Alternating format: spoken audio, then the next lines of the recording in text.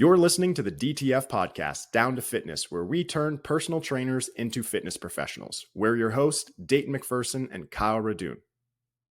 What's up, everybody? Happy to see everybody again back on the podcast. Thank you for joining us.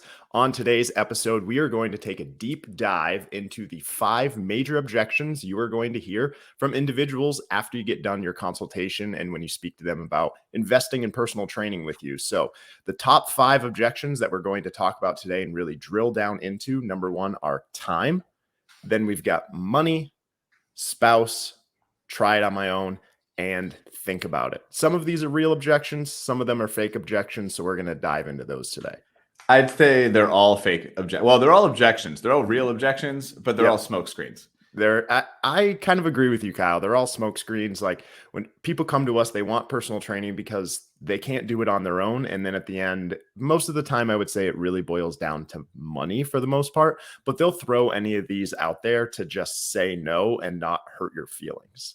Oh, absolutely. And that's really what it is like they're trying to find the easiest way to get out of doing it with whatever their major objection might be. So sometimes they'll give you an objection, but that's not the real objection. So we want to try to figure out why they're giving us this objection and see how we can overcome. And then sometimes we have to go down into a drop sale, which is just something that's a little less costly for them. Basically, by doing a discovery, is that the real reason that you're not investing? Is it the money? Is it the time? So we're trying to figure out what the real objection is. So we're going to dive right into it right now and talk about the first one, which is time. Well, actually, even because I was going to say, before we even get into the specific objections, I think one of the big things here is they have these objections, and you kind of said it, is that they want to train, but something's getting in the way. And a lot of times we think it's money. But really, if we don't dive deep down into these conversations with them, we don't find out what that real reason is. Because if it is money, we can always find a program that fits your budget. Right. So it's a matter of finding out what that is for you. If they just literally have $100 to spend and you're a trainer that's willing to do whatever it takes to kind of build your book, and you're going to take them on, then you're going to find them that one session every other week or whatever. And we can talk about, whether or not we want to take that session. But anyways, but ultimately you can find something that works for their budget. And a lot of times, if I can get over the barrier of getting them signed up, I know I can improve their quality of life. I can increase their sessions to more sessions and upsell them later. So I'm a little more okay with that super drop sell just to get them started. If we're truly here to help people, getting them in the door is the hardest step. So let's not have too many hurdles. And in their head, there's a million hurdles. So how can we knock those hurdles down so they can walk straight through to their goal? Yeah. And I would say that most coaches out there don't even try to knock the hurdles down. They get that objection, and then it's just, oh, thank you for coming in. It was really nice to meet you. If you have any questions, give me a call. And then you're never going to hear from that person ever again. It's our job to be brave and try to knock down those hurdles, like Kyle said, by asking questions, going a little bit deeper into the discovery. If we asked great questions during our consultations, during that Q&A, sometimes those objections won't come up because we've already been serving it back to them on a silver platter. Well, you told me this, you told me this, you told me this, just validating the reasons that they need us to work with them. And you're going to hear us say this a lot. And I think if you don't know better and maybe you don't have a lot of experience, it could come off a little car salesy and a little aggressive. And I want to be very careful here because I truly believe in not being the car salesman. I am never going to force someone into a sale or push someone into a sale or put their back against the wall to make them feel like they have to sign up with me. Right. Typically, I don't like that anyways, because the long term, it doesn't work out. You have a bad relationship. They don't stick around. It's not really good for your book anyways. So a car salesman, they sell it and they never see you again. So they can get away with that pushy sales. So I'm here truly trying to build relationships like always. However, when they give you these objections, if you just curl over and say, I totally understand, have a great day, you'll never help anyone. And you're going to learn very quickly that the people that you could have swayed positively really did need it. And in the end, they would have been happier had you pushed them into that sale. So I do like to kind of walk that line a little bit because we know people don't like to exercise. They don't want to exercise. They need to exercise. And when they sit in front of you, they know they need to exercise. So now it's a matter of giving them that gentle nudge to go ahead and sign up for personal training. Yeah. Yep. I'm with you. I'm not that pushy of a salesperson at the very end, because most of my sales is taking place during the Q&A by using the assumptive selling techniques, we, us, together, as your coach. Like, all of those things are my sales technique. It's not me at the end just saying, well, you need to do this, you need to do this, and just dropping. I've already handled all these objections beforehand, but sometimes you'll have to do them after the fact too, once they give you that objection. And we're going to jump into that and talk about the 5 major ones. So, yep. Kyle, Because really, we did part 1 with the assessment. Right. This is what we did is we did the part 1, part 2, part 3 for helping you improve your sales process. Yep. We didn't go super deep into any one thing, but we gave you some tools to improve your Q&A. Now, when we got to the end, of course, the number one feedback we got from people was, how come we can't close? What's the closing? I need to overcome objections. Yeah. And we talk about it in part 3 with the close that you shouldn't have to overcome objections because you set this up on a silver platter. The client's asking you, how much does it cost? And you don't even have to sell them. But we know that's not really how it plays out. It's not perfect. In real life, you forget to ask a question, you skipped over something, you forgot to take a note, you missed out. Now we're at the end, and now it's like, okay, well, how do I overcome objections? You are directly telling me, oh, I can't do this because X, and we're here to tell you that you can still close this deal. Yeah, totally. All right. I love it. So I know you led with it, but what were the 5 objections? Yep. So from top to bottom, and not any order or anything like that, you're going to hear time, money, spouse, try it on my own, and think about it. So we're going to start off with time. And with time, you're trying to overcome this objection again during the Q&A before by asking questions during that discovery. So the couple of questions that I want you to think about are, have you been able to stay consistent on your own in the past? If the answer to that is no, then you lead in and say, well, me as your coach, my number one priority is keep you consistent so you can meet your goals, whatever those goals might be. The other questions that we want to do are, what days and times are you planning on working out in your specific schedule so that you can get them to commit to it right then and there. If they're like, oh, I would like to work out 4 days a week, I can typically do it after work. Okay, so I'm going to write that down. Now I've got them committed to 4 times a week, which is great. And sometimes when people are like, oh, twice a week, I'll challenge them and be like, well, I would like to see you in here 3 times a week. So then when I go into my professional recommendation and I give them 3 times a week, they're like, oh, that's too expensive. I know that we're talking about time, but then I can do a drop to 2, but then challenge them. You're going to have to come in on your own or do something active that extra day. Can you commit to that? Yes, I can commit to that. Asking them morning and night too, that kind of goes with the same thing. Like get them to commit and be specific so that you can give it back to them at the very end when they give you that time as their conflict. So my biggest thing here is I'm all about being super, super specific.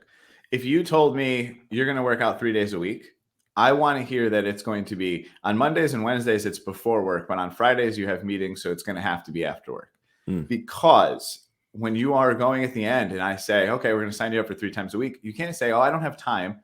Well, hold on.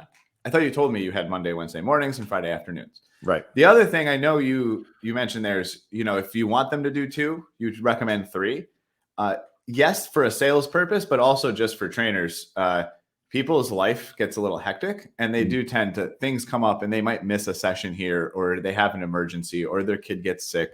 So I like to try to carve out the extra day, knowing that most people will maybe miss 1. So, if I tell them carve out 4 days in your schedule, now you have 2 or 3 days that we can be consistent. Yeah. Right.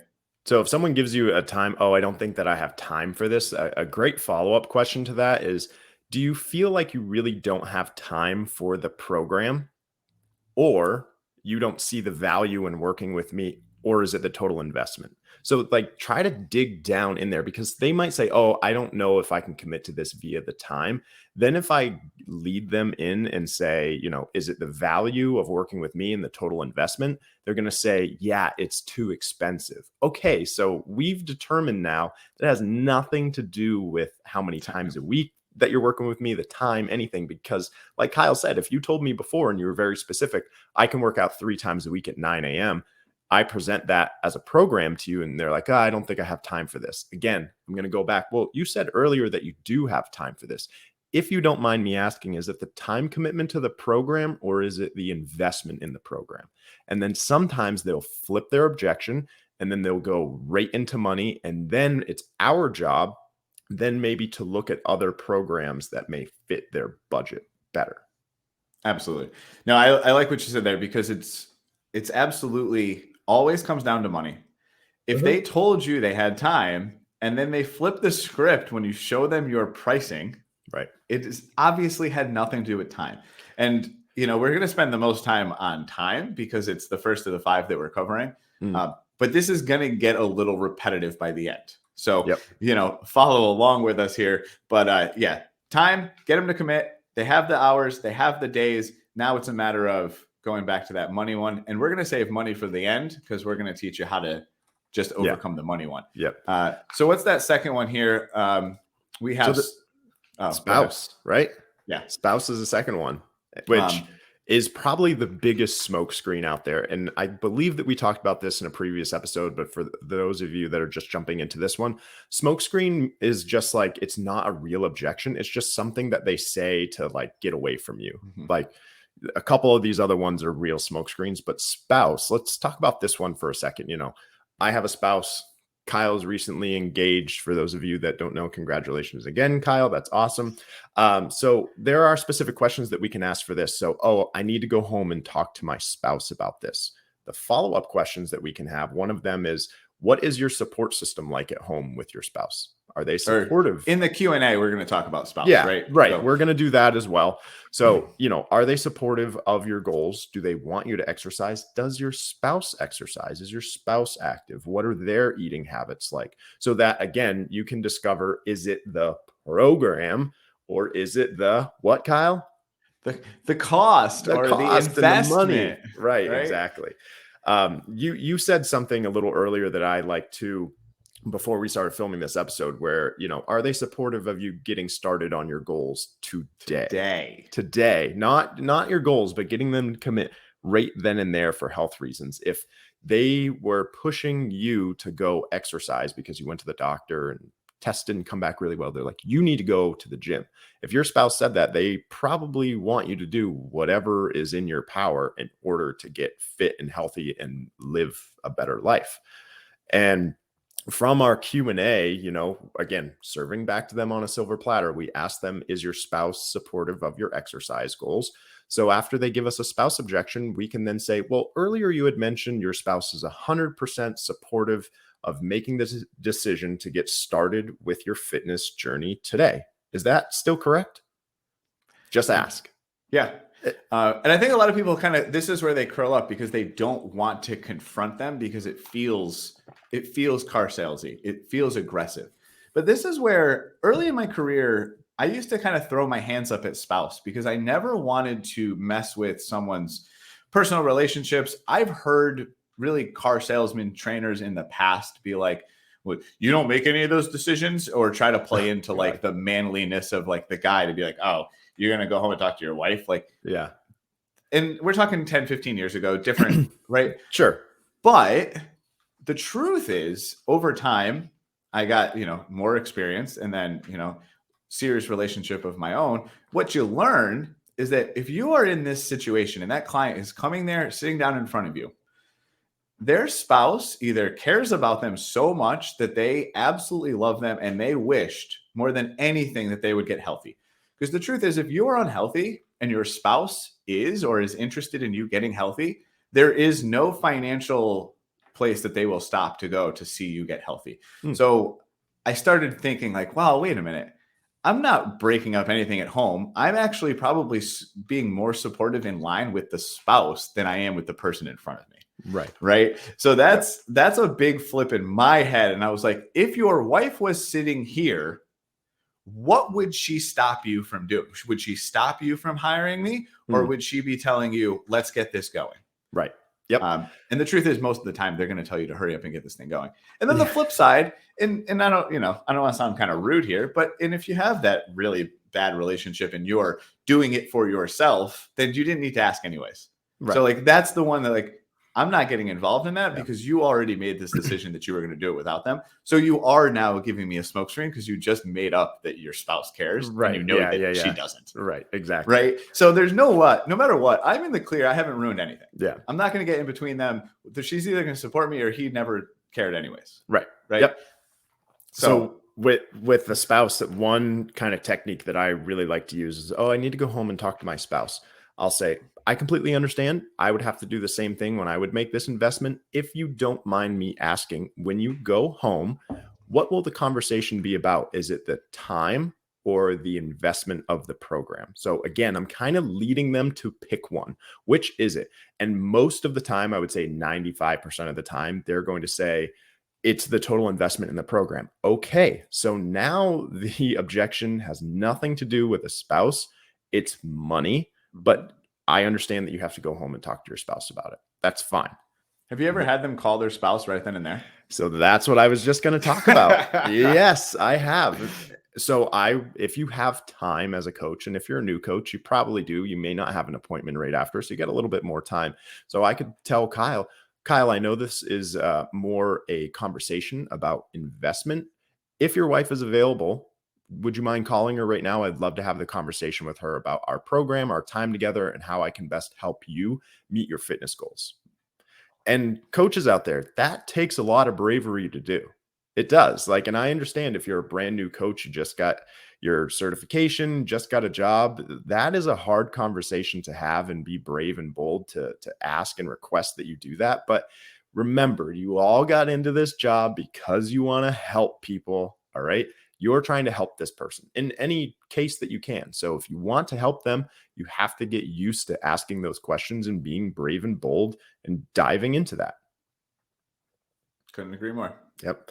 So their spouse, I guess, unless you have anything else you want to add.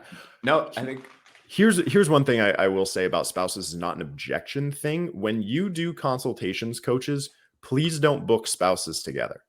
Do them separately. And not to get in onto a tangent, but it just ruins the whole experience. You're having to ask double questions to two people. You're going to get two different answers. Then when you go out onto the fitness floor, one person's goals is not the other person's goals. So it's harder to write a workout. And then you're giving two different professional recommendations. I try to do them back to back, where it's like, I'll do one spouse and then the next spouse. And then we all get together at the very end and talk about the two programs that I recommended. So there's just a little thing. Please don't book two people on a consultation together. It never works out. It's horrible. Personal training. Right. It's so bad. There's nothing personal about a couple that is two. It's really hard. Yeah. Yeah. Let them go separately and then they can compare notes at home if they really wanted to. Yeah. Yep. Absolutely. Because they can at least, not to keep going on this, but sure, you'll have two raving fans that go home and talk about their incredibly unique, awesome experiences. And then they're both going to hire you because of it. Right. But when they're together, they're going to be all coupley and having a good time and pay attention to each other. And half of what you say is going in one ear and out the other. And then when they get home, they're like, yeah, we can go do this together. We'll take classes. Yeah. Right. This is fun. All right. Next one. So next one. This one's my favorite. It's try it I was going to say that too. Really? This is my favorite. This is the we did not discuss this ahead of time. This is the easiest one to overcome. And it, again, is, I would say, probably the second most common. I would say money is the most common. And then this, for me, at least in my experience, is the second most common. Yep. But it's the easiest one to overcome. Well, so actually, I'm interested to hear you talk about why it's the easiest. Because I would argue it maybe is the hardest because there's a personal liability here. If I tell you that you can't try it on your own, I'm basically calling you a failure. So I have a harder time with this. So why don't you lead this one? Because now I'm really interested in what you have to say. So again, it's during the Q&A and the discovery. Every single question that I'm going to ask you is geared towards you telling me you can't do it on your own. So I'm going to have all these things to basically give back to you. You know, when was the last time you stayed committed to an exercise program? Oh, it was 20 years ago. Okay, so tell me during that 20-year span, how much weight did you lose? How much muscle mass did you gain? All these questions. How long were you committed to that program? All right, another example, gym hoppers. You get someone, oh, I was at this gym for 2 years and then I stopped going for 2 years. And then I went to this other one for a year and a half. Okay, so why did you stop going each of those times? Well, I just wasn't seeing results. Boom. You weren't seeing results. You were trying it on your own. So when you say, oh, I think I'm going to try it on my own, I will say to them straight up, I completely understand. That's a really good phrase to use in the beginning of rebuttal training, everybody, is I completely understand. People don't want to be heard. They want to be understood. I completely understand what you're saying. However, from our conversation earlier, you have tried it on your own with no success. So that's why I'm recommending you and I start this program so that you can have the success that you've always wanted. And then I'm just silent. So I know that it may sound rude to some of you out there, but we are the fitness professionals, and I'm just telling you facts. You've tried it on your own. You haven't lost any weight. You probably don't know what you're doing. And if they want to try it on your own and you've asked them in the discovery and found out that they've tried it on their own and gotten injured before, boom, that's so easy to bring up to people. Well, the last time that you tried it on your own, you did get hurt. The last thing that I ever want is for you to get injured so that you can't exercise. And that's the truth. I don't want people to get hurt. But that's our main goal is, do no harm. Don't hurt anybody. Yep. So I always just try to tell them straight up like it is. Like, you've tried this before and it has not worked out. And sometimes you'll get somebody in a consultation who's super, super fit. And they're like, I want to try it on my own, and be like, okay. It's like, from what I saw, maybe they don't need training. Sometimes that happens too. I would argue that everybody does, but I need a trainer. Yeah, I do too. Yeah, exactly. So that's why I think it's easy, because I truly believe that most people can't do it on their own. So all the questions, again, from our Q&A, and if you don't know any of those Q&A questions for the listeners out there, go back and check out that episode, because people have tried it on their own, and most of the time they have failed. Yep. Because the truth is now is you tried it on my own from like a newbie exerciser, and right. I couldn't agree more. I think that's you kind of knocked that out of the park. So what happens when you have the experienced exerciser? You and I join a Globo gym tomorrow, and a personal trainer sits down in front of you and pitches you personal training.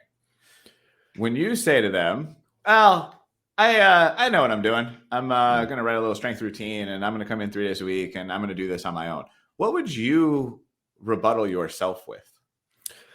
So then I would really think about, how did I wow them during the workout? So I should have been able to determine that this person is an experienced exerciser during the Q&A and also during the assessment and workout.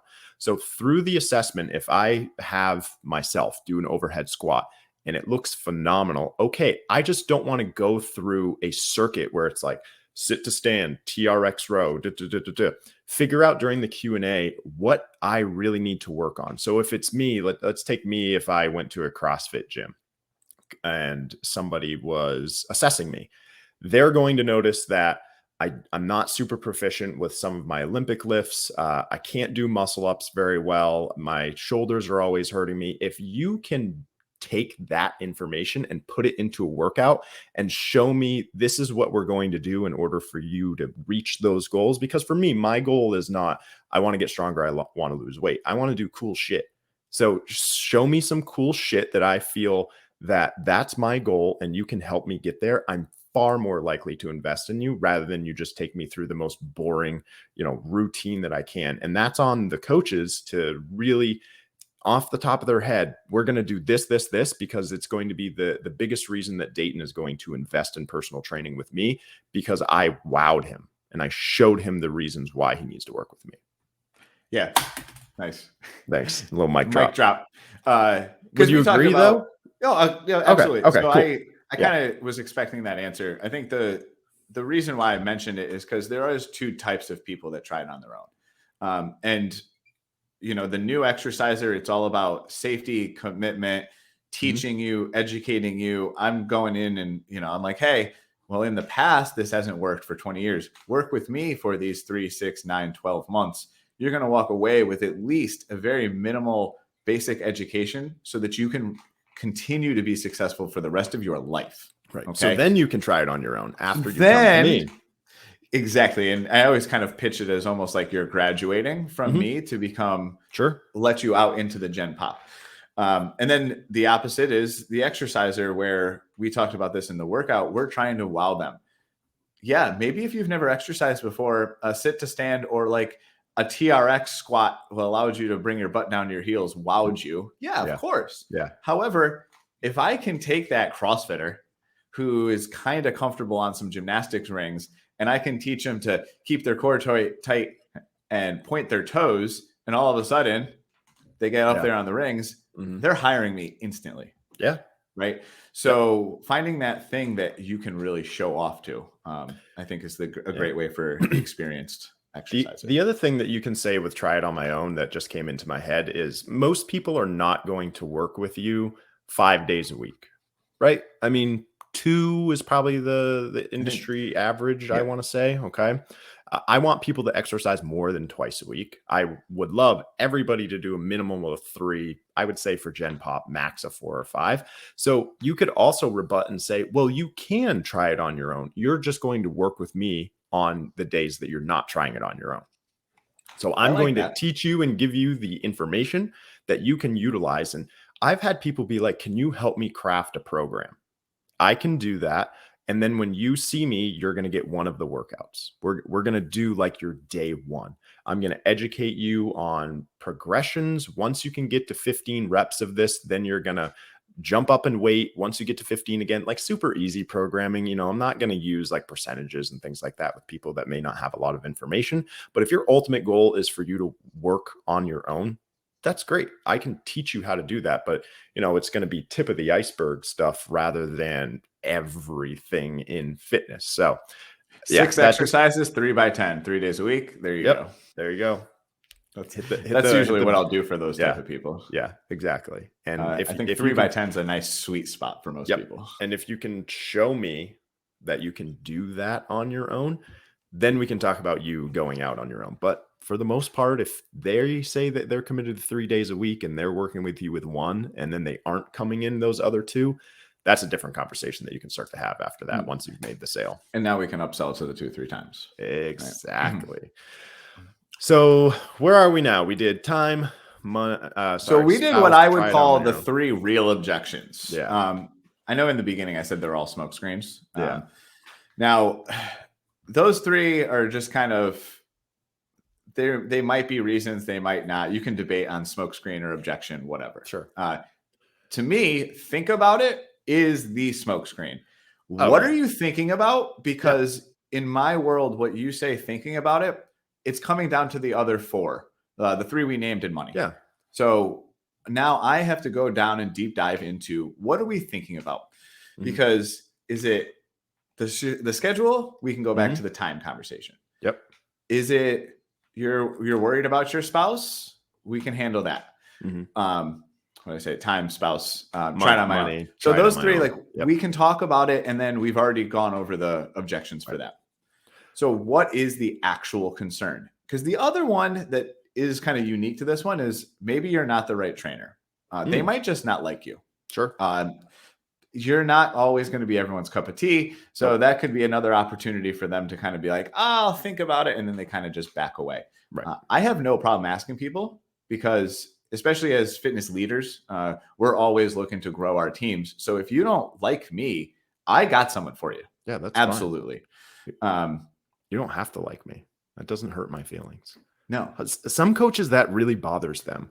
Like if you ever have somebody and after working with them for years and years and years, and they want to go work with somebody else as a professional, why do you care? That it's okay. It's okay that people don't like you. Again, you got into this industry because you want to help people. You may not be helping that person. Have them go to somebody else. It's okay. Put your ego down. It's okay. Yeah, seriously.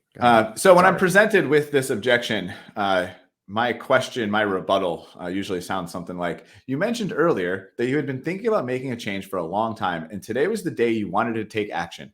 Is it that you don't see the value in working with me, or is it the overall investment? And you hear that line over and over. You're leading them that you don't see the value in working with me or the total investment. Right. You're leading them to tell you what the real objection is in this smoke screen. We're giving them a which close for any of you that listen to that episode as well. Like, which option is it? Is it that it's the value? Like, so value is you can't be committed to the time, you don't like me, whatever. Or is it the money? Because think about it, 99.9% of the time is all about the money. That's the real objection. I'll just come right out and I'll tell people, I was like, what do you need to think about? Yeah. Again, I'll say, I completely understand. If you don't mind me asking, what is it that you need to think about? And then I'll do just what Kyle said. Is it the value or is it the total investment in the program? And most of the time they will then say, well, it's just really expensive. So now we've gotten into our real objection, not the smoke screen of let me think about it. Absolutely. And with the think about it, most coaches like Kyle acted earlier and be like, oh, okay, I'll see you later. Have a good day. Like, be brave in asking, what do you need to think about? Like, you're just going back into your Q&A that you did in the beginning to discover how that you can help this person. So asking questions is our number one goal in this.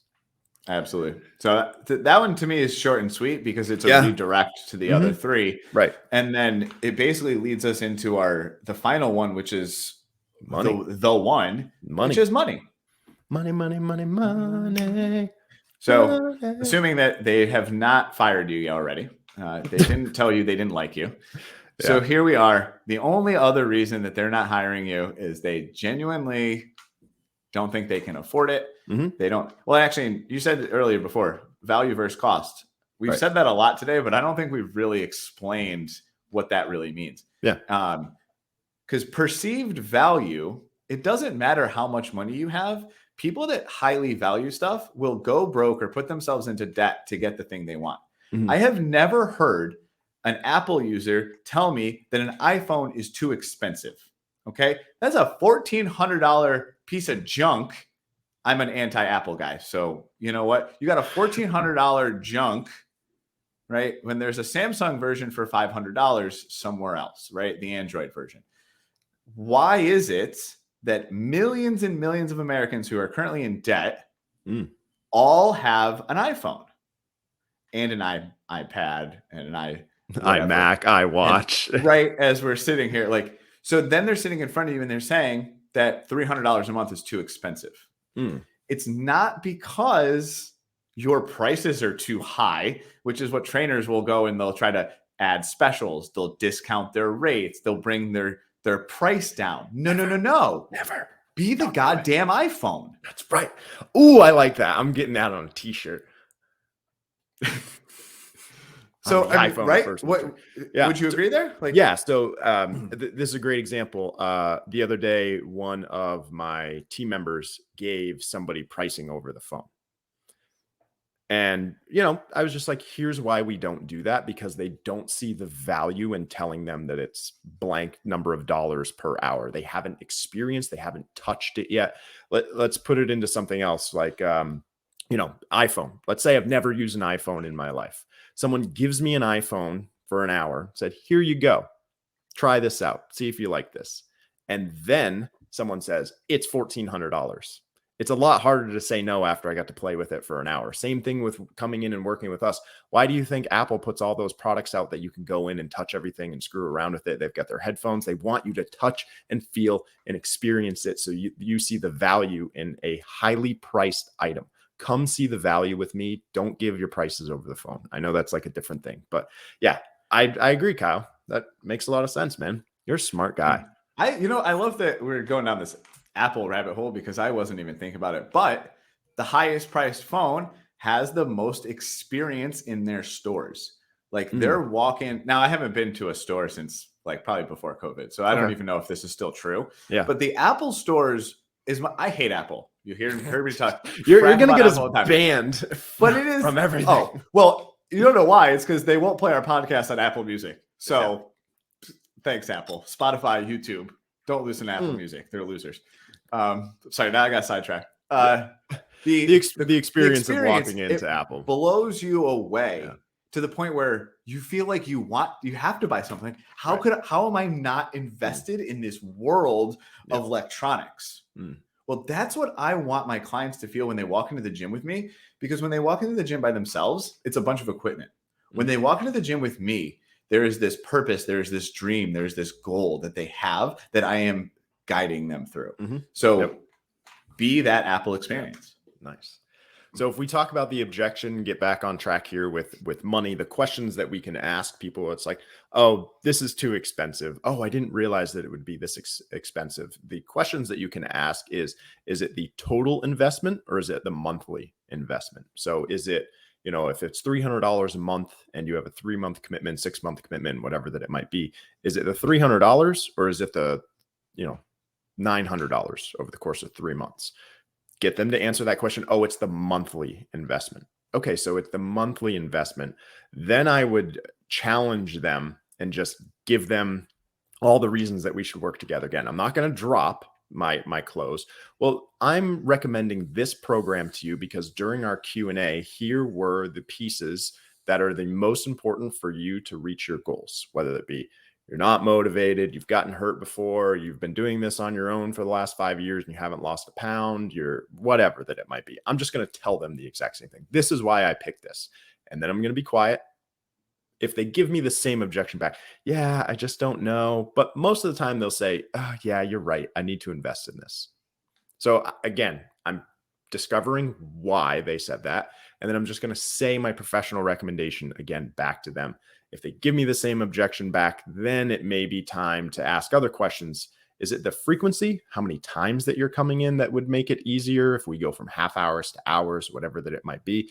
It's finding the right cost to reflect their perceived value of the program.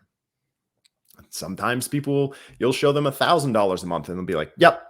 And then other times you'll show people 1 time a week, half an hour for $150. And they're like, yeah, that's too expensive. Like, yeah. And everybody's different with what they see the value of the program is. And you're right, actually. So everyone is different.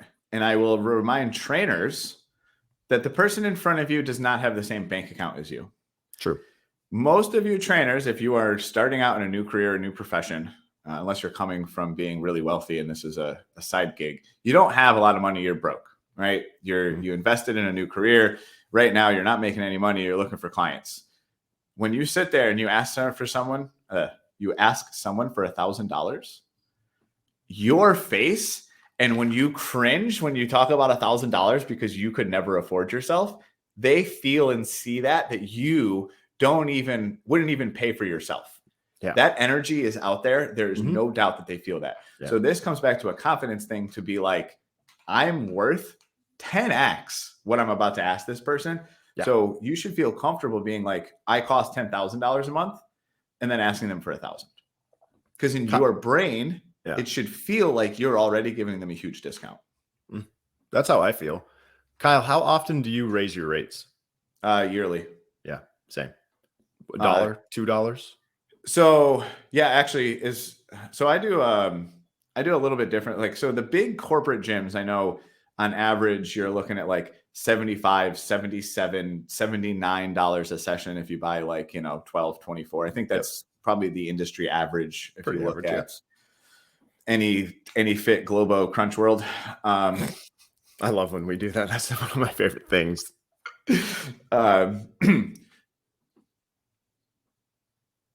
I've totally lost my.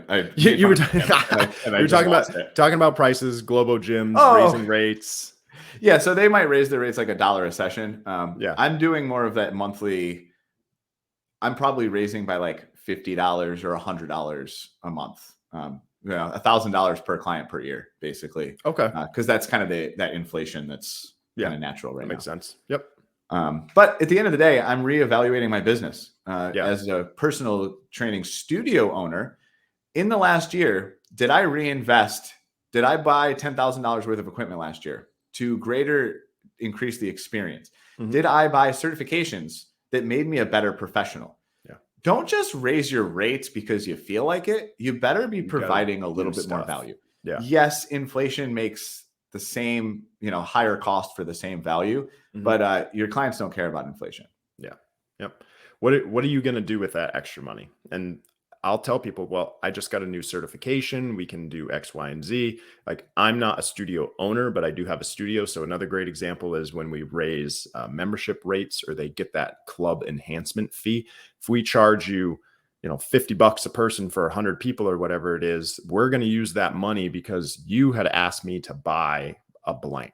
We're going to buy that with this. Like that's what that is for.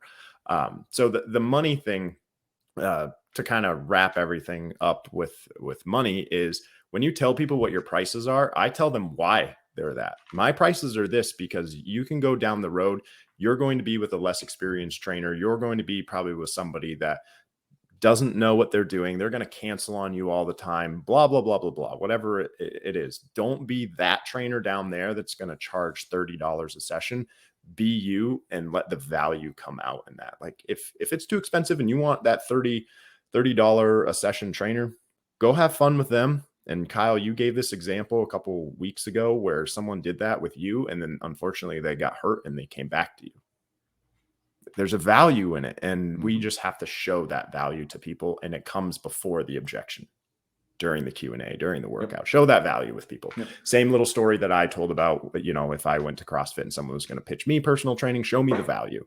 Show me the value, not show me the money. Yep. No, that's it, right? Do you want to buy the $1 menu McDonald's cheeseburger, or do you want the, you know, the 5-star chef burger, gourmet cheeseburger? I couldn't even name a gourmet cheeseburger, but you know what I mean. Yeah, no, I get it. In my head, I thought of Five Guys. Anyway. No. So is that it? Are we good for this? I think one? That's it. Talked about those are your 5. We talked a lot about spouse, random. Try it on your own. Think about it. Money, random stuff in there too. But those are going to be your biggest ones. The whole thing that I want everybody to understand is be brave, be bold. Try to ask questions when you get the objections from people and discover why they gave you that objection before you just shake their hand and tell them goodbye or drop down a little bit. It does take some practice. You got to get used to it a little bit, but if you just do it one time, you'll get better and better and better at it. So challenge people on their objections. Hell yeah.